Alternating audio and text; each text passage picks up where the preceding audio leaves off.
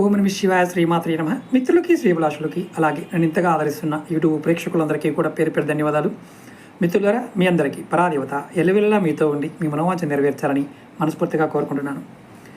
ఈరోజు మనం వైశాఖ పౌర్ణమి రోజు ఎవరినైనా సరే ఆకర్షించడానికి, ఎవరినైనా సరే మనతో గొడవపడ్డ వారిని, ఆ ఇద్దరు బంధం అంటే కుటుంబ సభ్యులు కానీ, భార్యాభర్తలు కానీ, ప్రేమికులు కానీ ఇష్టపడిన వారు మనకు దూరంగా ఉన్నప్పుడు, వారు దూరంగా జరిగినప్పుడు ఆ సమస్యలు సంబంధాలు పరిష్కరించుకోవడం కోసం ఆ కోరుకున్న వ్యక్తిని ఆకర్షించడానికి ఈ ప్రయోగం ఉపయోగపడుతుంది.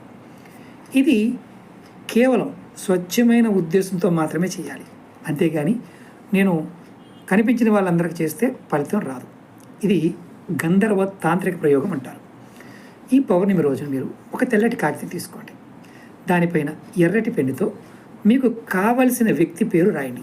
తర్వాత దానిపైన కొద్దిగా కుంకుమ, అలాగే కొన్ని గులాబీ రేకులు, అది ఏ గులాబీ అయినా పర్వాలేదు, గులాబీ రేకులు అందులో ఎరుపు అయితే చాలా మంచిది. ఆ కాగితం వేసి ఆ కాగితాన్ని మడిచి ఆ కాగితం పైన ఎర్రటి దారంతో కట్టండి. దానిని తీసుకువెళ్ళి ఎక్కడైనా పారుతున్న నీళ్ళలో, నదిలో కానీ కాలువలో కానీ వదిలేయండి. ఒకవేళ మాకు నది లేదండి, కాలువ లేదండి, మరి పరిస్థితి ఏంటి? చేయమాకండి. నది కాలువ ఉన్న ప్రదేశాల్లోనే వదలాలి.